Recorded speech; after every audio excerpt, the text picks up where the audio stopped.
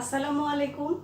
আমি নুসরাত বিনতে আলম রাজধানী এডেল স্কুল অ্যান্ড কলেজের পক্ষ থেকে ষষ্ঠ শ্রেণীর সকল শিক্ষার্থীকে বাংলাদেশ ও বিশ্ব পরিচয় ক্লাসে স্বাগত জানাচ্ছি। শিক্ষার্থীরা, তোমরা সবাই কেমন আছো? আশা করি তোমরা সবাই নিরাপদে আছো, সুস্থ আছো, ভালো আছো। আজকে আমি তোমাদের সাথে তোমাদের বই পৃষ্ঠা নম্বর 66 থেকে অধ্যায় 8 এর বিষয়বস্তু নিয়ে আলোচনা করব। তোমরা তোমাদের বইয়ের পৃষ্ঠা নম্বর 66 খুলবে এবং আজকের বিষয়বস্তুটি তোমাদের খাতায় লিখবে। আজকের বিষয়বস্তু হলো অধ্যায় 8 এর পাঠ 1, 2 নিয়ে আমরা আলোচনা করব। প্রথমে আমরা আজকে যে বিষয়বস্তুটি লিখব অধ্যায় 8 যে রাষ্ট্র এবং রাষ্ট্রের ধারণা, অর্থাৎ রাষ্ট্র কি, প্রথমে সেটা জানবো। তারপরে দেখব যে রাষ্ট্র হিসাবে আমাদের বাংলাদেশটা কতটুকু মানে রাষ্ট্রের যে উপাদানগুলো আছে সেই সব প্রয়োজনীয় উপাদানগুলো বাংলাদেশে আছে কি না, তারপরে নাগরিক কি কারা, আর নাগরিকদের কি অধিকার আছে, এসব বিষয়গুলো নিয়ে। আসো প্রথমে আমরা তাহলে বিষয়বস্তুটি লিখি। বাংলাদেশ ও বাংলাদেশের নাগরিক। বাংলাদেশ ও বাংলাদেশের নাগরিক। এখান থেকে যে প্রথম অধ্যায় আমি মানে প্রথম পাঠ আমি আলোচনা করব, পাঠ 1, এর বিষয়বস্তুটি হলো রাষ্ট্রের ধারণা। রাষ্ট্রের ধারণা। আচ্ছা, প্রথমে বইয়ের বিষয়টা আগে দেখি যে কি লেখা আছে এখানে। মানুষ অনেক আগে জন্ম নিলেও প্রাচীন পৃথিবীতে কোনো রাষ্ট্রের অস্তিত্ব ছিল না কোনো নাগরিকত্বের ধারণা। মানে আমরা জেনেছি যে অনেক আগে থেকেই মানুষের বসবাস এই পৃথিবীতে, কিন্তু তারপরেও কিন্তু তারা কোনো নির্দিষ্ট রাষ্ট্রের নাগরিক ছিল না, অর্থাৎ রাষ্ট্রও ছিল না এবং নাগরিক কি সেই ধারণাটাও কিন্তু তাদের মধ্যে ছিল না। সময়ের পরিবর্তন হতে থাকলো, আস্তে আস্তে যতটা সভ্য হতে থাকলো মানুষেরা, তখন তাদের মনে হলো যে তাদের একটা নির্দিষ্ট স্থানে বসবাস করে সেইখানকার একটা রাষ্ট্রের যে উপাদানগুলো আমরা একটু পরে সেগুলো নিয়ে আলোচনা করব, সেই জিনিসগুলো যদি তাদের থাকে তাহলে তারা আরও বেশি নিরাপদ হয় এবং সব ধরনের সুযোগ সুবিধা পেতেও তাদের অনেক সহজ হয়। এই ধারণা থেকে প্রথমে যে একটা নগর রাষ্ট্র হিসাবে, মানে ছোটখাটো এক ধরনের রাষ্ট্র প্রথমে তৈরি হয়। আর সেগুলো সাধারণত হতো কোথায়? নদী বা সমুদ্রের তীরবর্তী এলাকায়। কেন হতো? কারণ হলো এসব জায়গায় সুবিধা হতো যে বসবাস করার জন্য যে যে প্রয়োজনীয় জিনিস সেগুলো সহজে পাওয়া যেত। যেমন প্রথমেই আসে খাদ্যের কথা। নদী সমুদ্রের পাশে বসবাস করলে জমি হয় উর্বর, যার ফলে সেখানে চাষাবাদ করা সম্ভব হতো সহজে। আবার নদী সমুদ্র থেকে মাছ সংগ্রহ করে আমরা খাদ্য হিসাবে গ্রহণ করতে পারতাম। আবার যাতায়াত এক জায়গা থেকে আর এক জায়গায় যাওয়া আসার জন্য যে সুযোগ সুবিধাগুলো আমরা পাই সেটাও পেতাম। এইভাবে সমুদ্র নদীর তীরবর্তী এলাকাতে দেখা যেত ছোট ছোট নগর রাষ্ট্র তৈরি হয়েছে। তখন কিন্তু পুরোপুরি রাষ্ট্রের এই ধারণাটা সুন্দরভাবে ছিল না, পরবর্তীতে আস্তে আস্তে এসেছে। আচ্ছা, সময়ের পরিবর্তন ও বিভিন্ন ঘটনার মধ্য দিয়ে 5 থেকে 6 হাজার বছর আগে নদী সমুদ্রের তীরে প্রাচীন কিছু নগররাষ্ট্র গড়ে ওঠে। দেখো তাহলে নগররাষ্ট্র কবে থেকে শুরু হয়েছে? 5 থেকে 6 হাজার বছর আগে। 5 থেকে 6 হাজার বছর আগে কি হয়েছিল? এটা হয়েছিল নগর রাষ্ট্র। তখনও পুরোপুরি রাষ্ট্র না, ছোট ছোট নগর রাষ্ট্র হিসাবে মানুষ নির্দিষ্ট কিছু স্থানকে নিজেদের বসবাসের উপযোগী করে গড়ে তুলেছিল।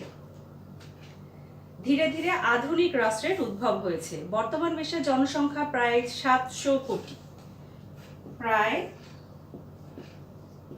700 কোটি।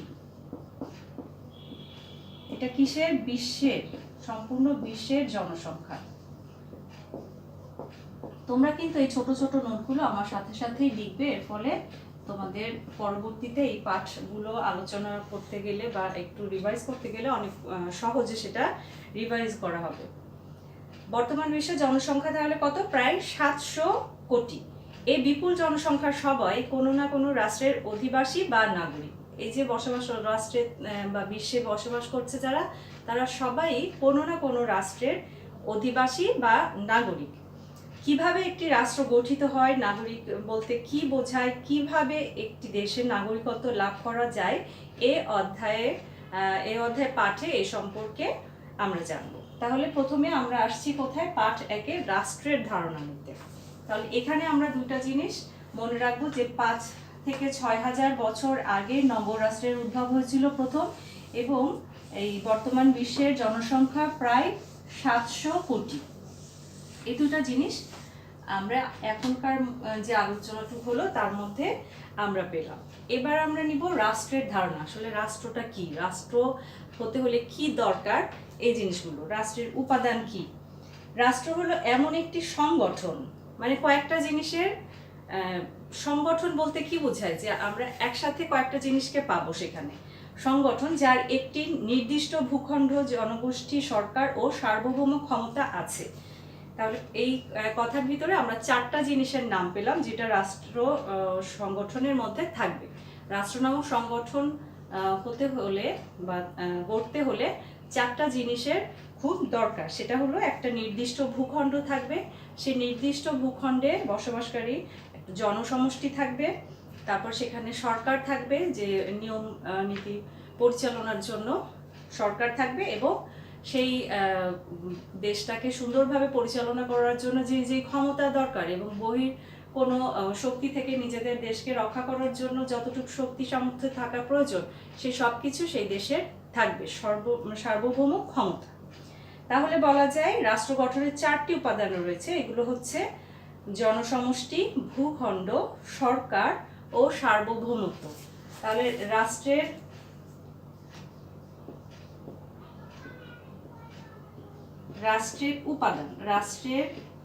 উপাদান কয়টি? 4টি।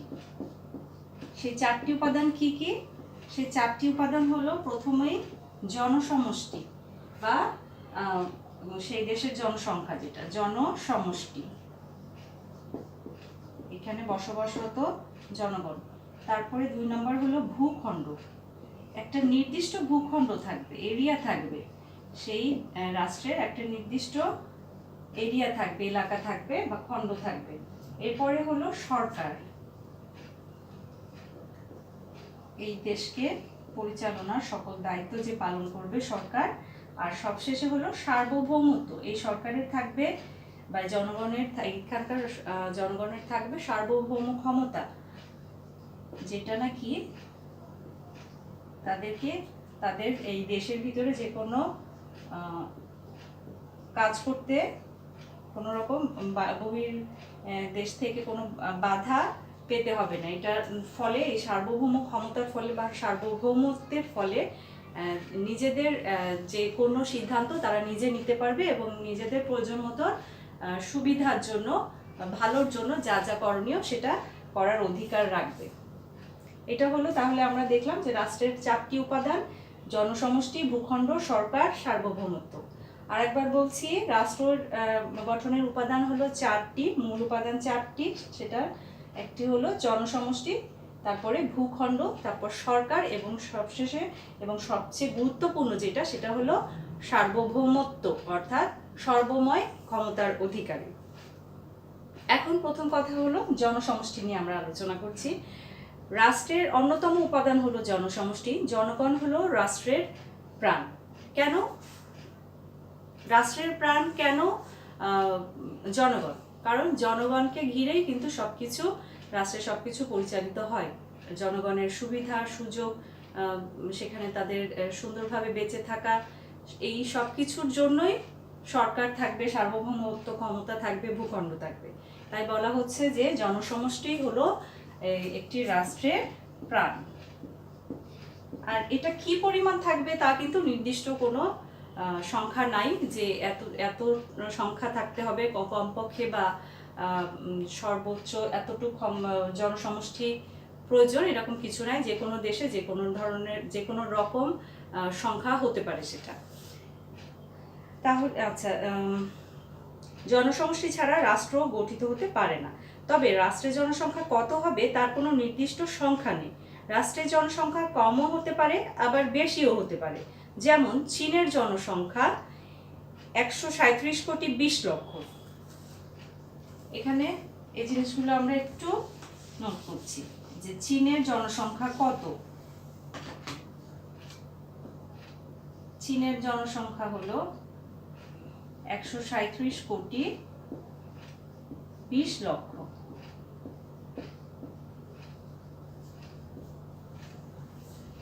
অনেক বড় একটা জনসমষ্টি। আর অন্যদিকে সান মেরিনো নামের একটি ছোট দেশের জনসংখ্যা 30,000 মাত্র। এটা হলো 2015 সালের যে জনসংখ্যা ডাটা শিট, বিশ্ব জনসংখ্যা ডাটা শিট, সেটা অনুযায়ী। তাহলে দেখো মাত্র সান মেরিনোর জনসংখ্যা কত কত কম, মাত্র 30,000। সান মেরিনো এটা একটা আসলে নগরাষ্ট্র, যার জন্য এত কম জনসংখ্যা। এখানে মাত্র বলেছে যে সান মেরিনো নামের একটি ছোট দেশের জনসংখ্যা, এই দেশটা খুব ছোট, তাই এটাকে আমরা নগর রাষ্ট্র হিসাবে বলতে পারি। 30,000 মাত্র, 30,000, লক্ষর কাছেও যায়নি, মানে 1 লক্ষের কাছেও যায়নি। যেখানে চীনের 137,20,00,000 জনগণ সংখ্যা, আর সেখানে সান মেরিনো নামের যে ছোট্ট দেশ আছে সেই দেশটার জনসংখ্যা হলো 30,000 মাত্র। আর এটা কোথা থেকে, এই যে আমরা তথ্যটা নিলাম সেটা কোথা থেকে নিয়েছি? আমরা নিয়েছি বিশ্ব জনসংখ্যা ডাটা শিট 2015 থেকে। ঠিক আছে, এরপরে আমরা আলোচনা করব ভূখণ্ড নিয়ে।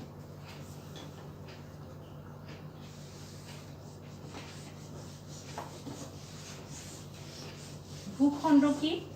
ভূখণ্ড মানে জমির একটা খণ্ড, একটা অংশ। ভূখণ্ড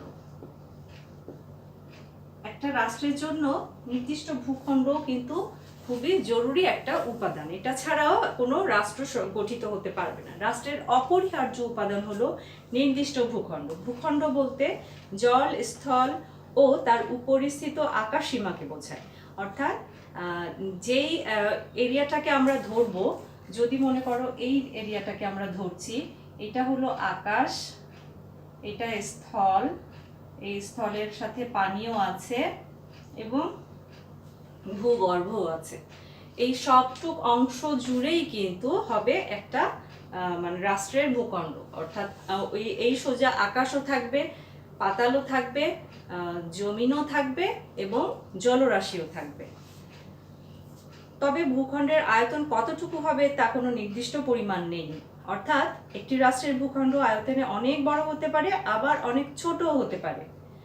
ঠিক জনসংখ্যা যেমন একটা নির্দিষ্ট সংখ্যা থাকতে হবে এরকম কিছু না, ঠিক তেমনি কিন্তু ভূখণ্ডেরও কোনো নির্দিষ্ট আয়তন নাই। কোনো দেশ অনেক বড়, আবার কোনো দেশ অনেক ছোট হতে পারে। যেমন কি বলেছে দেখো, ভারতের আয়তন প্রায় 32,87,263 বর্গ কিলোমিটার। ভারতের আয়তন, আমরা যে ভূখণ্ডের পরিমাপ করতে গেলে আয়তনে আমরা পরিমাপ করব, এবং সেটার ভারতের আয়তন হলো 32,87,263 বর্গ কিলোমিটার। 32,87,263 বর্গ কিলোমিটার, এটা হলো ভারতের আয়তন। অন্যদিকে সিঙ্গাপুর ও ভ্যাটিকান সিটির আয়তন যথাক্রমে 693 বর্গ কিলোমিটার এবং 0.18 বর্গ কিলোমিটার। সিঙ্গাপুর ও ভ্যাটিকান নগর কেন্দ্রিক রাষ্ট্র, এটাও নগর রাষ্ট্র মানে ছোট রাষ্ট্র। যেসব ছোট ছোট রাষ্ট্রকে আমরা সব উপাদান সমৃদ্ধ দেখতে পাই সেগুলোই হলো নগর রাষ্ট্র। তাহলে প্রথমে হলো সিঙ্গাপুর। সিঙ্গাপুরের আয়তন হলো 693 বর্গ কিলোমিটার, 693 বর্গ কিলোমিটার। এবং ভ্যাটিকান সিটির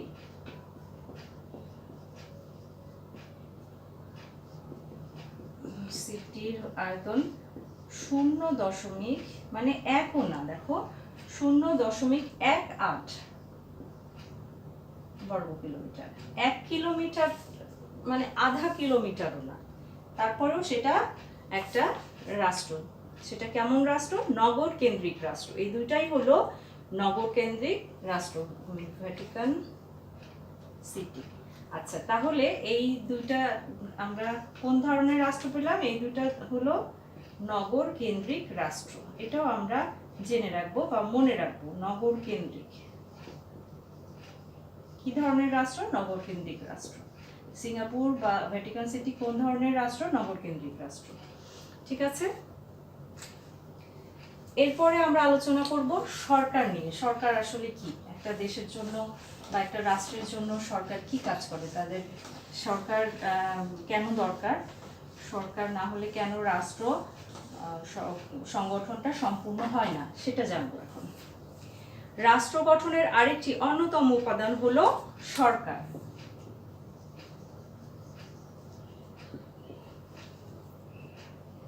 সরকারের মাধ্যমে রাষ্ট্রের সকল কাজ পরিচালিত হয়। মানে সরকার হলো এই দেশের মধ্যে নাগরিকদের সুযোগ সুবিধা খেয়াল করা, আইন শৃঙ্খলা প্রণয়ন করা এবং শৃঙ্খলা বজায় রাখার জন্য যে যে কাজগুলো করার দরকার সব কিছু পরিচালনা করে হলো সরকার। তাহলে সরকার হলো পরিচালক, এক কথায় বলতে পারি। রাষ্ট্রের শান্তি শৃঙ্খলা রক্ষার জন্য সরকার আইন প্রণয়ন করে এবং আইন অনুযায়ী জনগণকে পরিচালনা করে। জনগণ সরকারের সকল বৈধ আদেশ মেনে চলে এবং সরকারের প্রতি আনুগত্য প্রকাশ করে।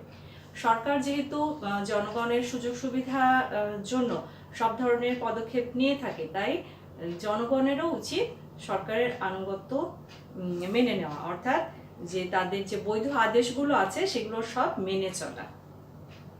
এরপরে আসছে 4 নম্বর যেটা উপাদান, সেটা হলো সার্বভৌমত্ব।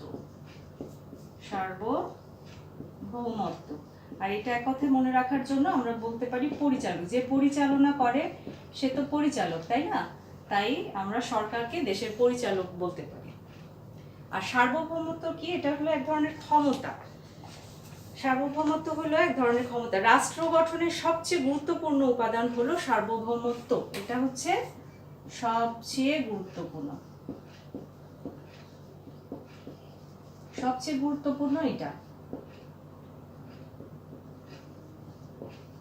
একটু মনে রাখবেন যে একটি রাষ্ট্রের 4টি উপাদানের মধ্যে সবচেয়ে গুরুত্বপূর্ণ কোন উপাদানটি? সেটা হলো সার্বভৌমত্ব। এটি রাষ্ট্রের সর্বোচ্চ, চরম ও চূড়ান্ত ক্ষমতা। আমি বলেছিলাম প্রথমে যে সার্বভৌমত্ব হলো একটা ক্ষমতা। কি ধরনের ক্ষমতা? সর্বোচ্চ, চরম এবং চূড়ান্ত। সর্বোচ্চ মানে এটাই সব থেকে বেশি ক্ষমতা, এর থেকে বেশি ক্ষমতা আর হতে পারে না। সেটা হলো সর্বোচ্চ, চরম এবং চূড়ান্ত, মানে শেষ একদম, এটাই শেষ কথা, চূড়ান্ত। আমরা যদিও এখানে এই কথাটা বলে নিতে চাই, আসলে সর্বময় ক্ষমতার অধিকারী হলো আমাদের সৃষ্টিকর্তা। এখানে শুধু রাষ্ট্রের ক্ষেত্রে এইভাবে বলা হচ্ছে, এটার অন্য কোনো অর্থ কিন্তু নাই। এটা রাষ্ট্রের জন্য বলা হচ্ছে, একটা মানে রাষ্ট্রবিজ্ঞানের কথা এটা। হ্যাঁ, এটা হলো একটা রাষ্ট্রবিজ্ঞানের কথা, যে রাষ্ট্রকে পরিচালনা করতে যে যে ক্ষমতাগুলো যার যেমন আছে, তার ভিতরে সবচেয়ে মানে বেশি ক্ষমতা যেই ক্ষমতাটাকে বলে, যে ক্ষমতার নাম হলো সার্বভৌমত্ব। সার্বভৌম ক্ষমতা বলে রাষ্ট্র সকল ব্যক্তি ও প্রতিষ্ঠানের ঊর্ধ্বে অবস্থান করে। মানে সবকিছুর উপরে হলো এই সার্বভৌমত্ব ক্ষমতার যে বিষয়টা, সেটা। এই ক্ষমতা বলে রাষ্ট্র তার অভ্যন্তরে যে কাউকে যে কোনো নির্দেশ দিতে পারে, তাকে সে আদেশ পালনে বাধ্য করতে পারে। সার্বভৌমত্বের কারণে রাষ্ট্র অন্য কোনো দেশ বা শক্তির নিয়ন্ত্রণ থেকে মুক্ত থাকে। সার্বভৌমত্ব হলো রাষ্ট্রের অস্তিত্ব এবং রাষ্ট্রে শান্তি শৃঙ্খলা রক্ষার সর্বময় ক্ষমতা। এই ক্ষমতাটা কখন সে ব্যবহার করবে, কি জন্য ব্যবহার করবে? এই যেই রাষ্ট্র, সেই রাষ্ট্রের সার্বভৌমত্ব ক্ষমতাটা হলো সেই রাষ্ট্রকে টিকিয়ে রাখার জন্য এবং এর ভিতরে শান্তি শৃঙ্খলা বজায় রাখার জন্য, এবং অন্য কোনো দেশ থেকে নিজের দেশকে যে কোনো খারাপ প্রভাব থেকে দূরে রাখার জন্য বা রক্ষা করার জন্য সর্বময় ক্ষমতা। এই ক্ষমতাটা হলো দেশের কল্যাণের জন্য ক্ষমতা। এই ক্ষমতার বলে, সার্বভৌমত্ব ক্ষমতার বলে একটা রাষ্ট্র যে কোনো ব্যক্তি বা প্রতিষ্ঠানের উপরে, মানে সবকিছুর উপরে একটা নির্দিষ্ট মানে একটা প্রতিষ্ঠান যদি বলে যে না এই নিয়ম চলবে, কিন্তু যদি মনে করে একটা দেশের যারা পরিচালক আছেন তারা যদি সব দিক থেকে বিবেচনা করে দেখেন যে না এটা আসলে দেশের জন্য ক্ষতিকর, জনগণের জন্য ক্ষতিকর, বা এটাতে শান্তি শৃঙ্খলা নষ্ট হবে, পরিবেশ নষ্ট হবে, তখন সেই প্রতিষ্ঠানের উপরে গিয়ে কথা বলতে পারবে এই রাষ্ট্র পরিচালকেরা। কিসের বলে বলতে পারবে? সার্বভৌমত্বের ক্ষমতার বলে বলতে পারবে। ঠিক আছে, এই হলো আমাদের পার্ট 1 এর আলোচনা, মানে রাষ্ট্র কি, রাষ্ট্রের উপাদানগুলো কি কি, এবং সেই উপাদানগুলোর একটা ছোট বিবরণ। এরপরে পার্ট 2 এর যে আলোচনা সেটা হলো রাষ্ট্র হিসাবে বাংলাদেশ, মানে বাংলাদেশ কিভাবে একটা রাষ্ট্র। পার্ট 2, রাষ্ট্র হিসাবে বাংলাদেশ।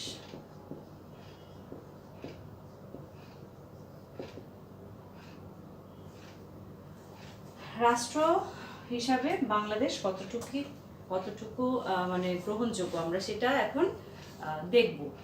যে একটা রাষ্ট্রর যে কয়টি উপাদান আছে সবগুলো আমাদের এই বাংলাদেশে আছে কিনা সেগুলো যাচাই করব, এবং সেই যাচাইয়ের ভিত্তিতে আমরা বলবো শেষে গিয়ে যে আসলে বাংলাদেশ রাষ্ট্র কি না।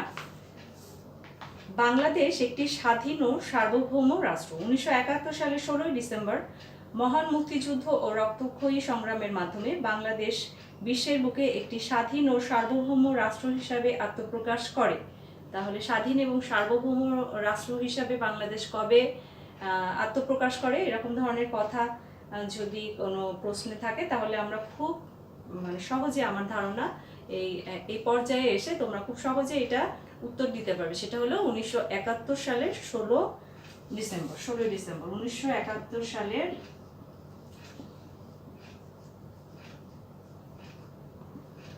16 ডিসেম্বর।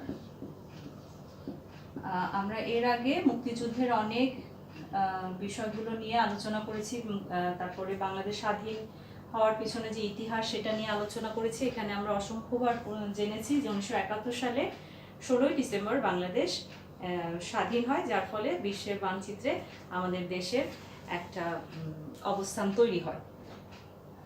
একটি রাষ্ট্র হিসাবে প্রতিষ্ঠিত হওয়ার জন্য যেসব উপাদান দরকার তার সবগুলোই বাংলাদেশের রয়েছে। বাংলাদেশ রাষ্ট্রের উপাদানগুলো সম্পর্কে সংক্ষেপে আমরা জেনে নিব এখন। জনগোষ্ঠী, যে উপাদানের প্রথমে আমরা জেনেছিলাম যে জনগোষ্ঠী একটি গুরুত্বপূর্ণ উপাদান, রাষ্ট্রের প্রাণ, সেটা বাংলাদেশের ক্ষেত্রে কতটুকু প্রযোজ্য দেখছি। বাংলাদেশের জনসংখ্যা বিশাল, এর সংখ্যা বর্তমান 14,72,72,364 জন। এটা হলো আদমশুমারি 2011 অনুযায়ী। কত? 14,97,72,364 জন। 14 কোটি, এখন কিন্তু আমরা বলি যে প্রায় 16 কোটি।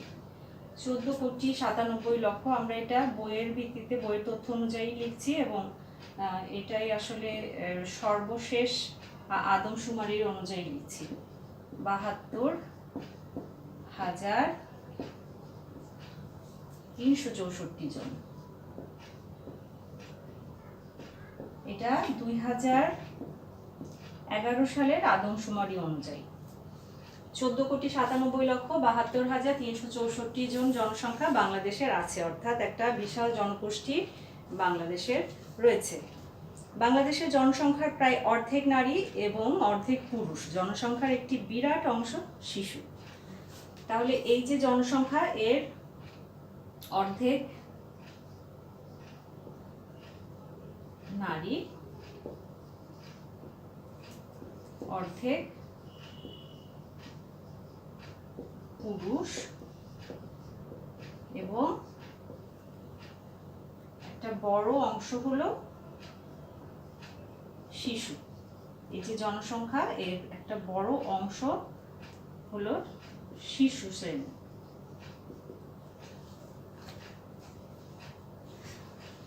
এরা এদেশে স্থায়ী বাসিন্দা ও নাগরিক, মানে এখানে বসবাস করে, এখানে স্থায়ীভাবে বসবাস করে এবং এখানকার নাগরিক তারা। জনসংখ্যার দিক থেকে বাংলাদেশ বিশ্বের অষ্টম বৃহত্তম রাষ্ট্র।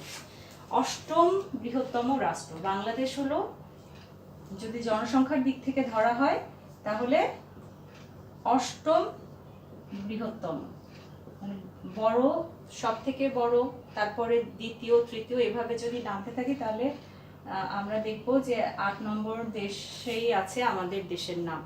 তার মানে ছোট একটা দেশ আমাদের, খুব বেশি বড় দেশ না। সেই অনুযায়ী যে প্রতি বর্গ কিলোমিটার যে পরিমাণ লোক বসবাস করে সেটার দিক থেকে বিবেচনা করলে দেখা যায় যে অষ্টম স্থানে আমাদের দেশের নাম পাওয়া যাবে। এরপরে আসছে ভূখণ্ড।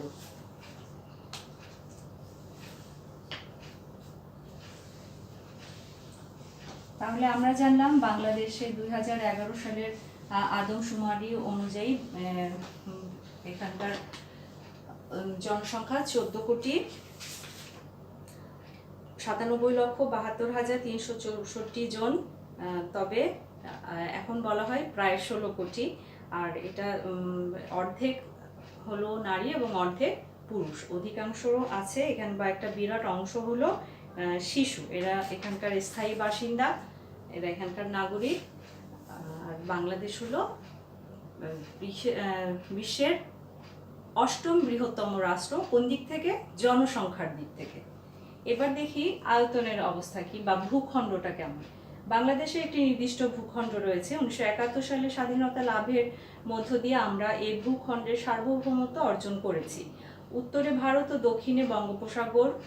এখানে আমরা একটা মানচিত্র দেখতে পাচ্ছি। এই মানচিত্র অবশ্যই আমরা লক্ষ্য করব যে এর মানচিত্রে সাধারণত আমরা উপর দিকটাকে উত্তর ধরবো, নিচের দিকটাকে দক্ষিণ ধরবো। তাহলে আমরা এই উত্তর, দক্ষিণ, পূর্ব, পশ্চিম, পূর্ব হলো এই দিক বাম দিক, আর ডান দিক, এবং বাম দিক ধরবো পশ্চিম। এভাবে আমরা দেখব যে এর কোন দিকে কি আছে। এইভাবে আমরা মনে রাখবো, মনের ভিতরে গেঁথে ফেলবো যে আমাদের মানচিত্রটা কেমন এবং আমাদের চারপাশে কি রয়েছে। তাহলে প্রথমে বলছে যে উত্তরে ভারত ও দক্ষিণে বঙ্গোপসাগর। উত্তর বলেছি উপরের দিকে, এবং নিচের দিকে দেখবে যে এখানে লেখা আছে বঙ্গোপসাগর। আর তারপরে পূর্বে ভারত ও মিয়ানমার, এবং পূর্বে ভারত ও মিয়ানমার, আর পশ্চিমে হলো ভারতের পশ্চিমবঙ্গ পর্যন্ত বাংলাদেশের ভূখণ্ড বিস্তৃত। অর্থাৎ এদিকে আরো আছে ভারতের অংশ, তবে পশ্চিমবঙ্গ পর্যন্ত বাংলাদেশের এরিয়াটা চলে গেছে। অসংখ্য নদ নদী, হাওর, বিল, পাহাড়, বনভূমি, পর্বত ও বিস্তৃত সমভূমি নিয়ে এই ভূখণ্ড গঠিত। এর আয়তন 1,47,570 বর্গ কিলোমিটার। আচ্ছা, মানচিত্রের যে বিবরণটা আছে, যদি আমাদের দেশটা এমন হয়, এর উত্তর দিকটা হবে এদিকে, উত্তর, দক্ষিণ, পূর্ব, আর এই দিকটা হলো পশ্চিম। তাহলে এই উত্তর দিকে আছে ভারত, দক্ষিণ দিকে আছে বঙ্গোপসাগর,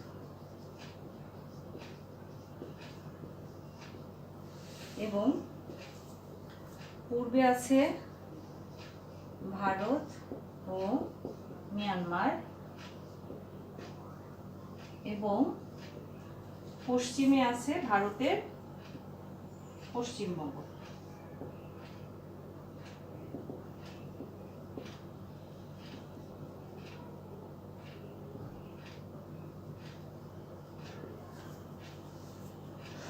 আর এই যে দেশটা, এই দেশটাতে অনেক নদ নদী আছে, মানে জলাশয় আছে প্রচুর। নদ নদীর জন্য এই দেশটাকে আমরা নদীমাতৃক দেশও বলে থাকি। এই ভূখণ্ডে নদ নদী, হাওর, বিলের পাশাপাশি আছে পাহাড় পর্বত, বনভূমিও আছে এবং বিস্তৃত সমভূমি আছে।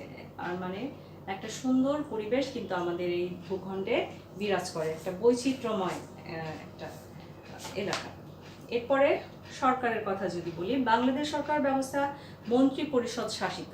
এখানে আমরা একটু আন্ডারলাইন করতে পারি যে আমাদের বাংলাদেশের সরকারটা কেমনভাবে পরিচালিত হয় বা কেমন ভাবে এটার ব্যবস্থাপনা হয়। এটা হলো মন্ত্রী পরিষদ শাসিত, মানে এক একটা সাইডের জন্য এক একজন করে মন্ত্রী নির্বাচিত হন এবং সেই মন্ত্রী সেই সাইডটাকে পর্যবেক্ষণ করেন। এর নাম গণপ্রজাতন্ত্রী বাংলাদেশ সরকার। আমাদের এই সরকারটার নাম হলো গণপ্রজাতন্ত্রী বাংলাদেশ সরকার, এটাও আমরা আন্ডারলাইন করব। এটি একটি গণতান্ত্রিক সরকার, মানে জনগণের মতের ভিত্তিতে আমরা জনপ্রতিনিধিকে বেছে নেই এবং সেই প্রতিনিধিরাই মন্ত্রী পরিষদ গঠন করে এবং সেই পরিষদটাই কিন্তু সরকার হিসাবে দেশ পরিচালনা করে। এ সরকার জনগণের ভোটে নির্বাচিত। সরকারের সকল নিয়মকানুন ও আদেশ নিষেধ জনগণ মেনে চলে। মুক্তিযুদ্ধ শুরু হওয়ার 1 মাসের মধ্যেই 1971 সালের 10 এপ্রিল গঠন করা হয় বাংলাদেশের প্রথম অস্থায়ী সরকার, যা মুজিবনগর সরকার নামে পরিচিত। দেখো যে মুক্তিযুদ্ধ যখন শুরু হয়েছিল, অর্থাৎ দেশকে স্বাধীন হিসাবে ঘোষণা করার পরপরই কিন্তু আমাদের দেশে একটি সরকার গঠন করা হয়েছিল, যেটা অস্থায়ী সরকার ছিল। সেই সরকারটার নাম ছিল হলো মুজিবনগর সরকার। আর এখন বর্তমানে আমরা যে সরকারের অধীনে আমাদের দেশ পরিচালিত করছি সেটা হলো গণপ্রজাতন্ত্রী বাংলাদেশ সরকার। এরপরে সবশেষে আসছি সার্বভৌমত্ব নিয়ে, যেটা সবচেয়ে বেশি গুরুত্বপূর্ণ একটা রাষ্ট্রের জন্য। বাংলাদেশ রাষ্ট্র সার্বভৌম ক্ষমতার অধিকারী। এই ক্ষমতা বলে রাষ্ট্র সকল ব্যক্তি ও প্রতিষ্ঠানের ঊর্ধ্বে অবস্থান করে দেশের সকল জনগোষ্ঠীকে নিয়ন্ত্রণ ও অন্য দেশের নিয়ন্ত্রণ মুক্ত থেকে দেশ শাসন করে। অর্থাৎ এই যে ক্ষমতাটা, সার্বভৌম ক্ষমতার বলে যে কোনো ব্যক্তি বা প্রতিষ্ঠানের ঊর্ধ্বে থেকে দেশকে শান্তি শৃঙ্খলার মধ্যে রেখে অন্য দেশের কোনো রকম প্রভাব মুক্ত করে দেশ শাসন করে এই সার্বভৌম ক্ষমতার অধিকারী হয়ে। এ কারণে অন্য কোনো দেশ বাংলাদেশের অভ্যন্তরীণ বিষয়ে হস্তক্ষেপ করতে পারে না। অর্থাৎ দেশের উন্নয়নের জন্য দেশের ভিতরে যে সিদ্ধান্ত নেওয়া হবে সেই সিদ্ধান্তই হবে চূড়ান্ত। এক্ষেত্রে বহির্বিশ্ব কোনোভাবে হস্তক্ষেপ, মানে এর ভিতরে কোনো রকম তারা বাধা প্রয়োগ করা এই বা তাদের বাধা মেনে নেওয়ার কোনো প্রয়োজন আমাদের হয় না। উপরের আলোচনায় আমরা জেনেছি রাষ্ট্রের সব বৈশিষ্ট্যই বাংলাদেশে রয়েছে। আমরা যে 4টি উপাদানের কথা প্রথমে বলেছিলাম, সেই 4টি উপাদানই কিন্তু বাংলাদেশ রাষ্ট্রের মধ্যে রয়েছে। তাই আমরা নির্দ্বিধায় এখন বলতে পারি যে বাংলাদেশ একটি রাষ্ট্র। এর রয়েছে বিশাল জনসংখ্যা, সুনির্দিষ্ট ভূখণ্ড, গণতান্ত্রিক সরকার এবং সার্বভৌম ক্ষমতা। তাহলে আমরা জানলাম যে একটা রাষ্ট্র গঠন করতে গেলে প্রথমে কি কি প্রয়োজন এবং সেই জিনিসগুলো আমাদের দেশে আছে কি না। তো আমরা আলোচনা শেষে এটাই দেখলাম যে রাষ্ট্র, একটা সুন্দর রাষ্ট্র বা একটা পরিপূর্ণ রাষ্ট্র গঠনের জন্য প্রথম 4টি উপাদানের প্রয়োজন। সেই 4টি উপাদান হলো জনসমষ্টি, ভূখণ্ড, সরকার এবং সার্বভৌমত্ব। এই 4টি উপাদানই বাংলাদেশের মধ্যে রয়েছে, যার ফলে বাংলাদেশ একটি রাষ্ট্র।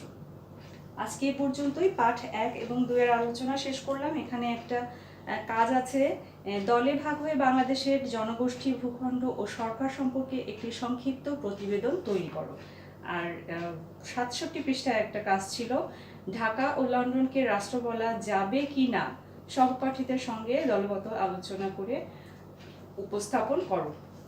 এখন আমরা দেখব যে ঢাকা এবং লন্ডনকে রাষ্ট্র বলা যাবে কিনা। কিভাবে আমরা দেখব যে বাংলাদেশে আমরা ঠিক যেভাবে যাচাই করলাম এখানেও আমরা সেভাবেই যাচাই করব। প্রথমে ঢাকার কথা যদি বলি, বা ঢাকা লন্ডন একই কথা, আমরা ঢাকা হলো বাংলাদেশের রাজধানী আর লন্ডন হলো ইংল্যান্ডের রাজধানী। তো দুইটা রাজধানী শহরের কথা আমরা আলোচনা করছি। এখানে নির্দিষ্ট একটা ভূখণ্ড আছে, মানচিত্র, আমরা দেশের মানচিত্র আঁকলে ঢাকার একটা নির্দিষ্ট মানচিত্র পাই, অর্থাৎ নির্দিষ্ট ভূখণ্ড সেখানে আছে। এখানে বসবাস করে জনগণ, জনসমষ্টিও রয়েছে, লন্ডনেও তাই, ঢাকাতেও তাই, ভূখণ্ডও আছে, জনসমষ্টিও আছে। সরকার, এখানে স্থানীয় সরকার আছে, এখানে স্থানীয় সরকাররা সরকার এই এলাকাটাকে পরিচালনা করার জন্য যে প্রয়োজনীয় পদক্ষেপগুলো সেগুলো তারা নিতে পারেন।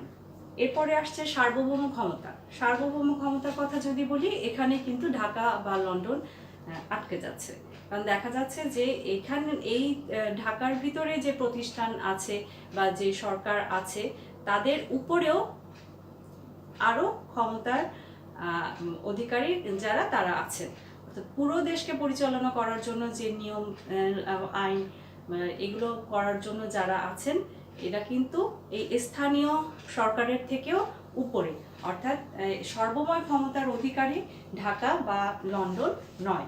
এই শুধু এই একটা জিনিসের জন্য কিন্তু দেখা যাচ্ছে যে ঢাকা বা লন্ডনকে আমরা রাষ্ট্র বলতে পারি না। আর দ্বিতীয় যে কাজ আছে সে কাজ তোমরা নিজে, আমি বলবো যে তোমরা খাতায় লিখবে। বাংলাদেশের জনগোষ্ঠী সম্পর্কে, ভূখণ্ড এবং সরকার সম্পর্কে ছোট ছোট করে কি বলবো অনুচ্ছেদ আকারে ছোট ছোট করে তোমরা লিখবে। এটা তোমাদের আজকের কাজ। তাহলে এ পর্যন্ত আজকে আমাদের ক্লাস। তোমরা সবাই ভালো থেকো। আশা করি তোমাদের অনলাইন ক্লাসে সরাসরি তোমাদের সাথে কথা হবে। আল্লাহ হাফেজ।